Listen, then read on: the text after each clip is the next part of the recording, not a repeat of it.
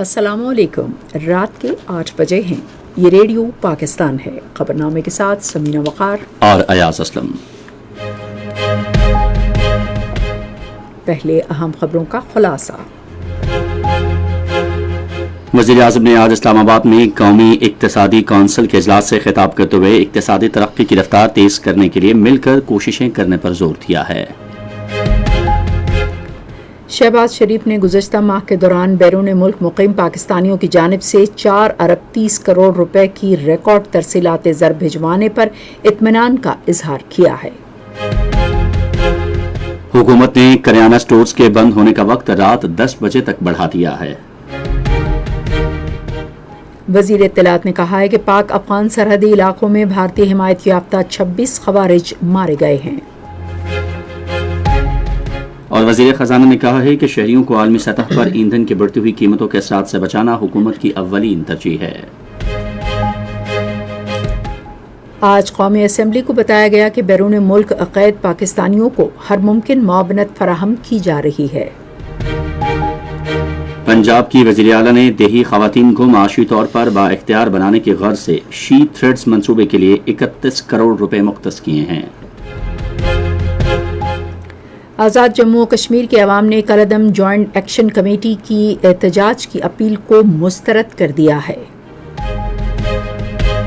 Pakistan army ایوی ایشن کا ایک ہیلی کاپٹر آج مظفر آباد کے قریب گر کر تباہ ہو گیا، جس کے نتیجے میں اس میں سوار تمام افراد شہید ہو گئے۔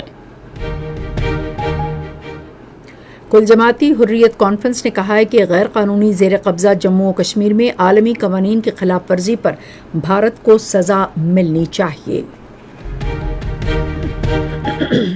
اور ڈائمنڈ جوبلی انٹرنیشنل فٹ بال ٹورنامنٹ کا فائنل آج رات مالدیپ میں پاکستان اور افغانستان کے درمیان کھیلا جائے گا۔ اہم خبروں کا خلاصہ آپ جان چکے ہیں، بڑھتے ہیں خبروں کی تفصیل کی جانب۔ وزیر اعظم شہباز شریف نے معاشی ترقی کی رفتار تیز کرنے کے لیے روزگار کے فروغ، پیداوار اور برآمدات میں اضافے اور معاشی سرگرمیوں کو فروغ دینے کے لیے اجتماعی کوششوں کی ضرورت پر زور دیا ہے۔ انہوں نے یہ بات آج اسلام آباد میں قومی اقتصادی کونسل کے اجلاس سے خطاب کرتے ہوئے کہی۔ وزیر اعظم نے کہا کہ بے پناہ چیلنجز کے باوجود پاکستان کی معیشت مستحکم ہوئی ہے۔ انہوں نے پیٹرولیم بحران سے نمٹنے اور IMF پروگرام پر کامیاب عمل درآمد میں صوبوں کے تعاون کو سراہا۔ انہوں نے کہا کہ وفاقی حکومت اس سلسلے میں اپنے محدود وسائل سے پہلے ہی 128 ارب روپے خرچ کر چکی ہے۔ شہباز شریف نے برآمدات میں اضافے، مینوفیکچرنگ سیکٹر کی بحالی اور معیشت کی بہتری کے لیے مراعات فراہم کرنے کی ضرورت پر بھی زور دیا۔ انہوں نے کہا کہ اس طرح کے اقدامات مجموعی قومی پیداوار کی شرح بہتر بنانے اور لوگوں کو ٹھوس ریلیف فراہم کرنے کے لیے ناگزیر ہیں۔ وزیر اعظم نے کہا کہ ملکی دفاع کو مزید مضبوط بنانا اولین قومی ترجیحات میں شامل ہے۔ انہوں نے کہا کہ پوری قوم دہشت گردی کے خلاف جنگ میں بے مثال قربانیاں دے رہی ہے۔ انہوں نے بالخصوص خیبر پختونخوا اور بلوچستان کے عوام اور قانون نافذ کرنے والے اداروں اور سیکورٹی فورسز کے اہلکاروں کی دہشت گردی کے خلاف جنگ میں گراں قدر قربانیوں کی تعریف کی۔ وزیر اعظم نے ملکی عزم پر اعتماد کا اظہار کرتے ہوئے کہا کہ قومی اتحاد اور اتفاق رائے سے دہشت گردی کا خاتمہ کیا جائے گا۔ خیبر پختونخوا، بلوچستان اور سندھ کے وزرائے اعلیٰ نے اجلاس میں شرکت کی۔ وزیر اعلیٰ پنجاب علالت کے باعث اجلاس میں شریک نہ ہو سکیں۔ وزیر اعظم محمد شہباز شریف نے اس سال مئی میں بیرون ملک مقیم پاکستانیوں کی جانب سے ریکارڈ 4.3 ارب ڈالر ترسیلات زر بھیجنے پر اطمینان کا اظہار کیا ہے۔ اپنے ایک بیان میں انہوں نے کہا کہ اس سال مئی میں سمندر پار پاکستانیوں کی جانب سے ماہانہ بنیاد پر 20.2% اور سال بہ سال بنیاد پر 15.4% اضافی ترسیلات زر بھیجے گئے، جو نہایت خوش آئند ہے۔ وزیر اعظم نے کہا کہ سمندر پار پاکستانیوں کا ملکی معیشت میں اعتماد اور مثبت شراکت داری ہمارا قومی سرمایہ ہے۔ ایندھن کی بچت اور اضافی کفایت شعاری اقدامات کی نگرانی اور عمل درآمد سے متعلق کمیٹی کا اجلاس نائب وزیر اعظم اسحاق ڈار کی زیر صدارت اسلام آباد میں ہوا۔ کمیٹی میں مختلف وزارتوں اور ڈویژنز کی جانب سے کفایت شعاری اقدامات سے استثناء کی مختلف درخواستوں پر غور کیا گیا اور اس حوالے سے اپنی سفارشات کو حتمی شکل دی گئی۔ اجلاس میں فیصلہ کیا گیا کہ عوامی سہولت کے لیے وزارت خارجہ اور کوئٹہ، کراچی، پشاور، گجرات اور لاہور میں قائم اس کے رابطہ دفاتر میں کونسلر تصدیقی خدمات جمعے کے روز بھی جاری رہیں گی۔ کمیٹی نے سفارش کی کہ اضافی کفایت شعاری اقدامات جن کی مدت اختتام 13 جون مقرر کی گئی تھی، ان کا اطلاق اس ماہ کے آخر تک بڑھا دیا جائے۔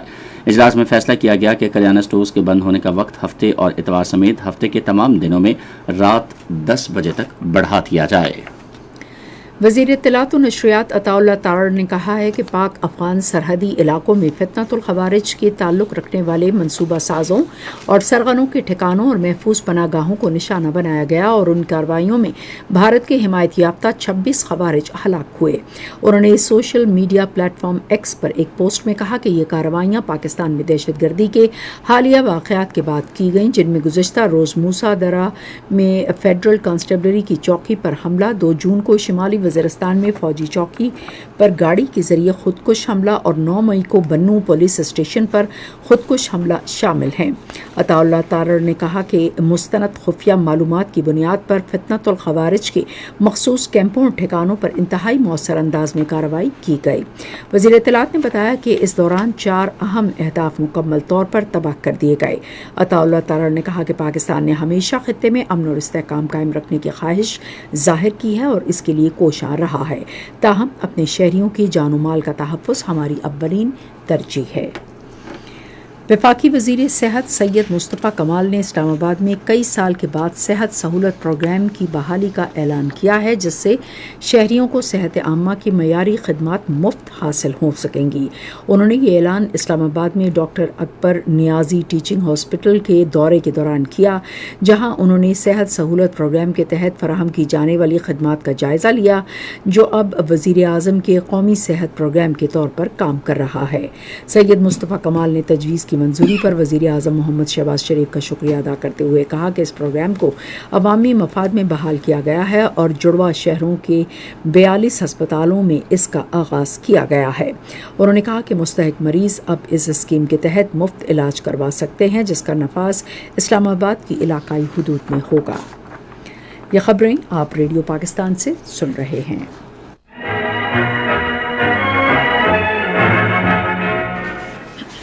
وزیر خزانہ محمد اورنگزیب نے کہا ہے کہ شہریوں کو عالمی سطح پر ایندھن کی بڑھتی ہوئی قیمتوں کے اثرات سے بچانا حکومت کی اولین ترجیح ہے۔ انہوں نے آج سینٹ میں توجہ دلاؤ نوٹس کا جواب دیتے ہوئے بتایا کہ حکومت نے مشرق وسطیٰ کے تنازع کے ابتدائی مرحلے میں 3 ہفتوں کے دوران پیٹرولیم مصنوعات پر 129 ارب روپے کی اعانت دی تھی۔ وزیر خزانہ نے کہا کہ حکومت نے بعد میں ٹارگیٹڈ سبسڈی ماڈل کی طرف منتقلی کو یقینی بنایا تاکہ اس کے فوائد براہ راست عوام تک پہنچائے جا سکیں۔ انہوں نے کہا کہ اس ٹارگیٹڈ ریلیف نے بالخصوص موٹر سائیکل سواروں، ٹرانسپورٹ کے شعبے اور چھوٹے کسانوں کو تحفظ فراہم کیا۔ انہوں نے کہا کہ تقریباً 8 لاکھ بائکرز پہلے ہی اس اقدام سے مستفید ہو چکے ہیں، جن میں اب تک انتہائی شفاف عمل کے ذریعے 1 ارب 53 کروڑ روپے تقسیم کیے گئے۔ وزیر خزانہ نے کہا کہ موجودہ حکومت کی کوششوں کے تحت FPR کے محاصل 2 گنا ہو گئے ہیں، جو 7 ٹریلین سے بڑھ کر 13 ٹریلین تک پہنچ گئے ہیں۔ وزیر اعظم کے سیاسی امور کے مشیر رانا ثناء اللہ نے آزاد جموں کشمیر کے معاملے پر گفتگو کرتے ہوئے کہا ہے کہ حکومت نے مسائل کو مذاکرات کے ذریعے حل کرنے کی ہر ممکن کوشش کی، لیکن بدقسمتی سے کالعدم جوائنٹ ایکشن کمیٹی نے تشدد کا راستہ اختیار کیا۔ انہوں نے کہا کہ صدارتی ریفرنس پر آزاد جموں کشمیر کی سپریم کورٹ کی رائے نے بھی احتجاج کی سیاست کو مسترد کرتے ہوئے مہاجرین کی نشستوں پر حکومتی موقف کی توثیق کی ہے۔ مشیر نے مزید کہا کہ آزاد جموں کشمیر کی حکومت بھارتی کٹ پتلیوں سے قانون کے مطابق نمٹے گی۔ سینٹ نے آج 5 بلوں کی منظوری دی۔ ان میں موشن پکچرز ترمیمی بل 2024، ٹریول ایجنسیز ترمیمی بل 2026، پاکستان ٹورسٹ گائیڈز ترمیمی bill 2026، Pakistan hotels and restaurants ترمیمی بل 2026 اور Pakistan International Airlines Corporation تبدیلی و تنسیق بل 2026 شامل ہیں۔ ایوان کا اجلاس اب جمعے کی شام 5:30 بجے ہوگا۔ آج قومی اسمبلی کو بتایا گیا کہ بیرون ملک قید پاکستانیوں کو ہر ممکن مدد فراہم کی جا رہی ہے۔ پارلیمانی امور کے وزیر ڈاکٹر طارق فضل چودھری نے وقفہ سوالات کے دوران ایک سوال کے جواب میں کہا کہ بیرون ملک پاکستانی سفارت خانوں میں ایسے مخصوص شعبے ہیں جو پاکستانی قیدیوں کو قانونی اور مالی معاونت سمیت ضروری مدد فراہم کرتے ہیں تاکہ ان کی فلاح و بہبود کو یقینی بنایا جا سکے۔ انہوں نے کہا کہ مشن کے نمائندے باقاعدگی سے جیلوں کا دورہ کرتے ہیں اور تمام قیدیوں کی خیریت کو یقینی بناتے ہیں۔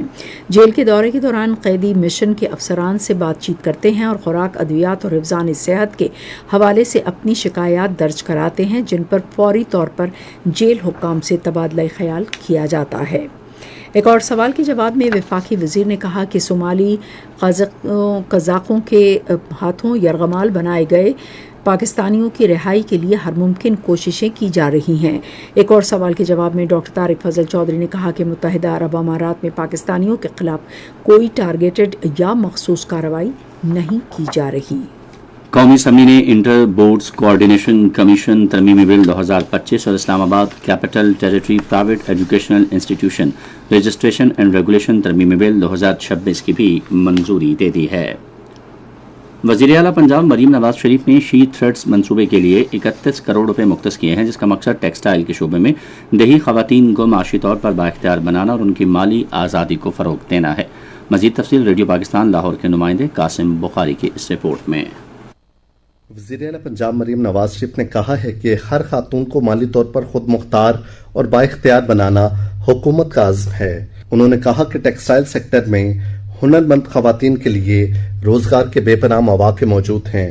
واضح رہے، وزیر اعلیٰ پنجاب مریم نواز شریف نے ٹیکسٹائل سیکٹر میں دیہی خواتین کی معاشی خود مختاری کے لیے منفرد پروجیکٹ شی تھریڈز کے لیے 310 ملین روپے کا بجٹ مختص کیا ہے۔ تفصیلات کے مطابق شی تھریڈز میں خواتین کے لیے 15,000 ماہانہ وظیفہ ٹرانسپورٹ الاؤنس بھی شامل ہے۔ شی تھریڈز کے تحت دیہی خواتین کے لیے ٹیکسٹائل سیکٹر کے 10 مختلف تربیتی ٹیکسٹائل کورسز شامل ہیں۔ لاہور، سیالکوٹ، شیخوپورہ اور فیصل آباد میں ٹیکسٹائل ٹریننگ کورسز کامیابی سے جاری ہیں۔ 2 سال میں 2,500 خواتین نے ٹیکسٹائل ٹریننگ کا کورس مکمل کیا ہے، جبکہ 773 خواتین کو ٹریننگ مکمل کرتے ہی نوکری مل گئی ہے۔ شی تھریڈز کے تحت 1150 خواتین کی ٹیکسٹائل ٹریننگ جاری ہے اور اگلے سال مزید 1350 خواتین کو ٹریننگ کروائی جائے گی۔ برآمد کنندگان کے ایک وفد نے گورنر سندھ سید محمد نہال ہاشمی سے آج کراچی میں ملاقات کی۔ وفود نے برآمدی شعبے کو درپیش مسائل، کاروباری ماحول میں بہتری اور برآمدات کے فروغ کے لیے تجاویز پر تبادلہ خیال کیا۔ اس موقع پر گورنر نے کہا کہ برآمدات میں اضافہ ملکی معیشت کے استحکام کے لیے ناگزیر ہے۔ انہوں نے معاشی ترقی میں نجی شعبے کے کردار کو اجاگر کیا۔ عوام کو معیاری طبی سہولیات کی فراہمی کے لیے تربت میں جدید ترین FC اسپتال قائم کیا گیا ہے۔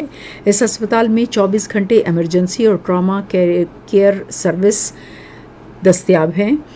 ہسپتال میں مریضوں کو CT scan, MRI، ultra sound اور سمیت جدید طبی سہولیات فراہم کی جائیں گی۔ اسپتال میں خواتین اور بچوں کو جدید سہولیات دینے کے لیے خصوصی شعبہ قائم کیا گیا ہے۔ مریضوں کے علاج کے لیے جدید آپریشن تھیٹرز اور آکسیجن جنریٹرز پلانٹ سمیت 1.1 میگا واٹ کا پاور بیک اپ بھی موجود ہے۔ خصوصی سرمایہ کاری سہولت کونسل کی معاونت سے پاکستانی معیشت معاشی اصلاحات اور ترقی کی نئی سمت میں گامزن ہے۔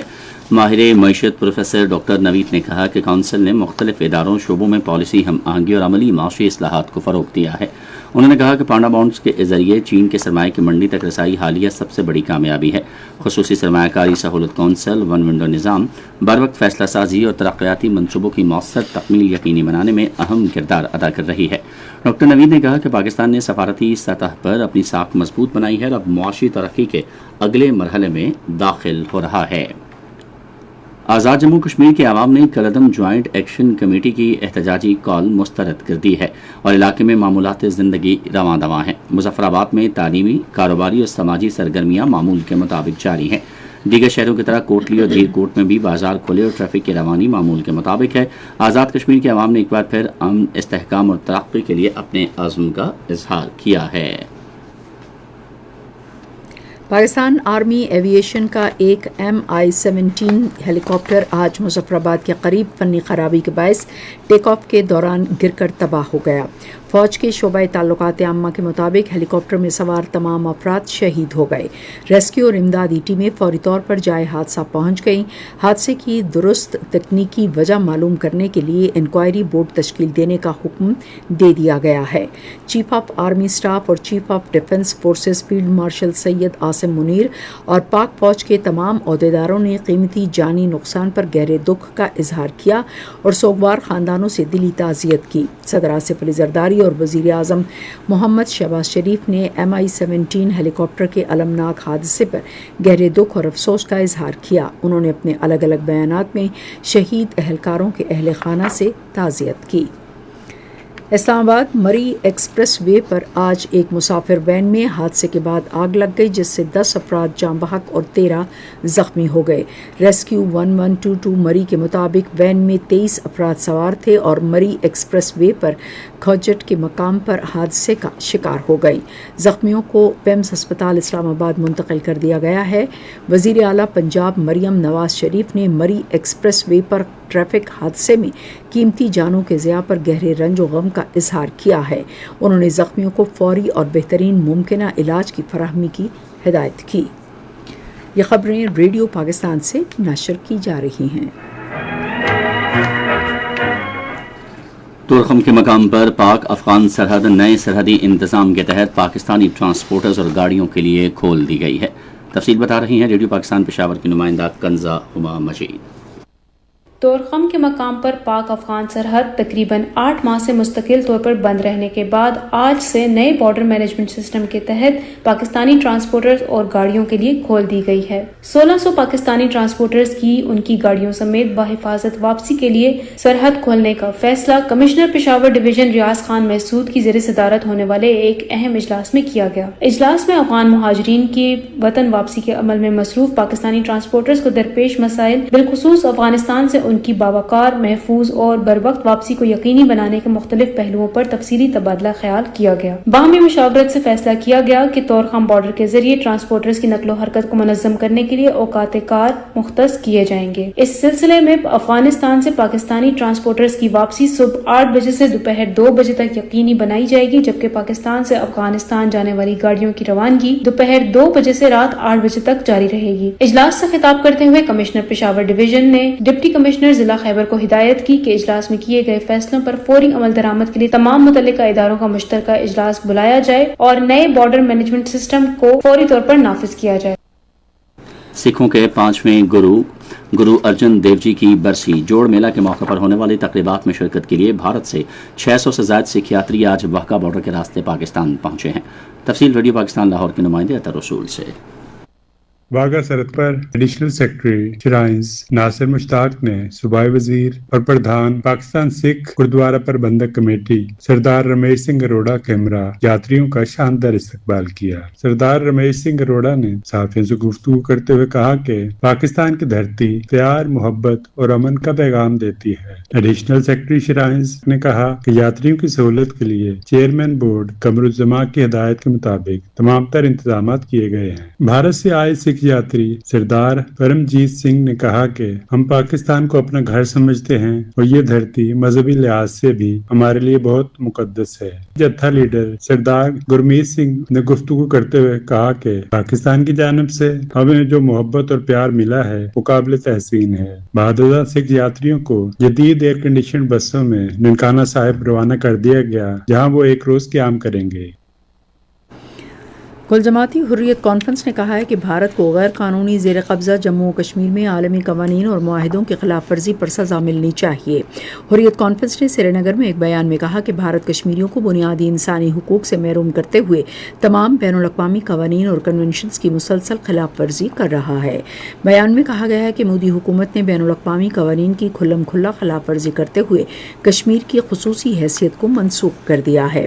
حریت کانفرنس نے کہا کہ بھارت غیر کشمیریوں کو مقبوضہ جموں و کشمیر میں آباد کر رہا ہے اور اقوام متحدہ کی قراردادوں کے خلاف غیر مقامی لوگوں کو تیز تر بنیادوں پر ڈومیسائل فراہم کر رہا ہے۔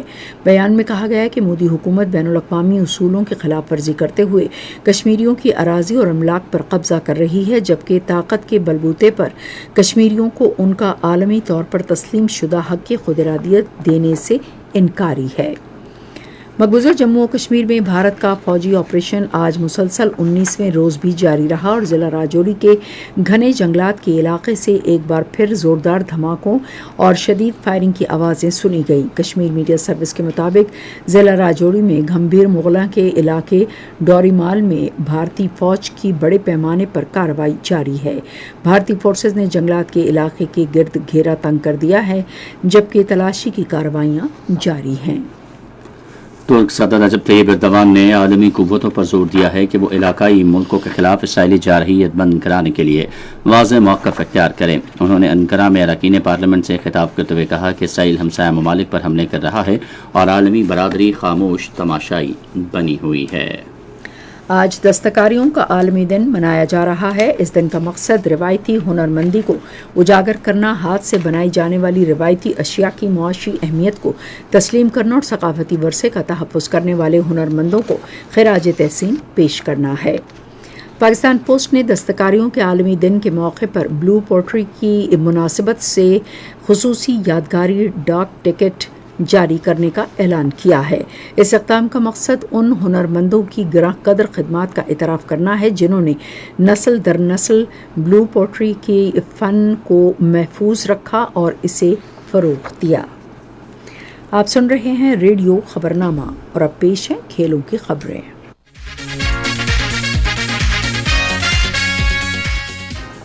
ڈائمنڈ جوبلی انٹرنیشنل فٹ بال ٹورنامنٹ کا فائنل آج مالدیپ میں پاکستان اور افغانستان کے درمیان کھیلا جائے گا. پاکستان، افغانستان، بنگلہ دیش اور میزبان مالدیپ ٹورنامنٹ میں حصہ لے رہے ہیں. میچ رات 9 بجے شروع ہوگا. تاریخی 3 روزہ شندور پولو فیسٹیول کل سے ضلع چترال کے خوبصورت وادی شندور میں ہوگا. Culture and tourism authority Khyber Pakhtunkhwa کے مطابق میلے کے مناسب طریقے سے انعقاد کے لیے تمام ضروری انتظامات کو حتمی شکل دے دی گئی ہے.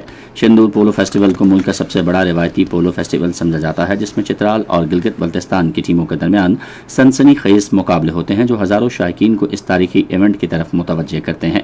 پولو کے یہ میچ 12,500 فٹ بلندی پر واقع شندور پولو گراؤنڈ میں کھیلے جائیں گے. پاکستان کی قومی ہاکی ٹیم FIH پرو ہاکی لیگ میں حصہ لینے کے لیے آج کراچی سے بیلجیم اور برطانیہ کے دورے پر روانہ ہوئی. ٹیم کی قیادت عماد شکیل بٹ کر رہے ہیں. پاکستان مجموعی طور پر 8 میچ کھیلے گا. بیلجیم لیگ کے بعد پاکستانی ٹیم لندن جائے گی جہاں وہ انگلینڈ لیگ میں اس ماہ کی 23 تاریخ کو روایتی حریف بھارت سے میچ کھیلے گی. پاکستان کرکٹ بورڈ نے رواں برس 19 ستمبر سے 4 اکتوبر تک جاپان میں شیڈول ایشین گیمز کے لیے 15 رکنی اسکواڈ کا اعلان کر دیا ہے. T20 ایونٹ میں پاکستان کی قیادت صاحبزادہ فرحان کریں گے جبکہ عاقف جاوید، علی رضا، معاذ صداقت اور سعد مسعود کو پہلی بار ٹیم میں شامل کیا گیا ہے. اور پاکستان کی خواتین کرکٹ ٹیم آئندہ ماہ کے آخر میں سری لنکا کا دورہ کرے گی جہاں وہ ہمبنٹوٹا میں 6 میچوں کی وائٹ بال سیریز کھیلے گی. سیریز کے تمام 6 میچ مہندرا راجہ پاکسی انٹرنیشنل کرکٹ اسٹیڈیم میں کھیلے جائیں گے. پاکستانی خواتین ٹیم آئندہ ماہ کی 23، 25 اور 28 تاریخ کو 3 ایک روزہ بین الاقوامی میچ بھی کھیلے گی جو ICC ویمنز چیمپئن شپ 2025-29 کا حصہ ہیں. دورے میں پاکستان 3 T20 میچ بھی کھیلے گا جو آئندہ ماہ کی 31 تاریخ، 2 اور 4 اگست کو کھیلے جائیں گے. یہ تھیں کھیلوں کی خبریں اور اب پیش خدمت ہیں تجارتی خبریں. پاکستان اسٹاک ایکسچینج میں آج مندی کا رجحان دیکھا گیا. KSE 100 انڈیکس 903 پوائنٹس کی کمی کے بعد مارکیٹ کے اختتام پر 1,69,427 پوائنٹس پر بند ہوا. مجموعی تجارتی حجم 791 ملین سے زائد حصص ریکارڈ کیا گیا جبکہ کل 767 ملین سے زائد حصص کا لین دین ہوا تھا. آج TPL پراپرٹیز کمپنی کی سب سے زیادہ 64 ملین سے زائد حصص کا کاروبار ہوا.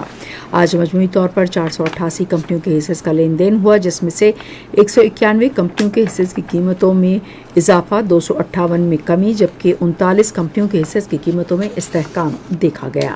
نیشنل بینک کے اعلان کے مطابق روپے اور دیگر غیر ملکی کرنسیوں کے درمیان شرح تبادلہ یہ رہی: امریکی ڈالر 278 روپے 25 پیسے قیمت خرید اور قیمت فروخت 278 روپے 75 پیسے، پاؤنڈ اسٹرلنگ 372 روپے 46 پیسے اور 373 روپے 13 پیسے، یورو 321 روپے 33 پیسے اور 321 روپے 91 پیسے، سعودی ریال 74 روپے 11 پیسے اور 74 روپے 24 پیسے، UAE درہم 75 روپے 76 پیسے اور 75 روپے 90 پیسے، جاپانی ین 1 روپے 74 پیسے اور 1 روپے 74 پیسے.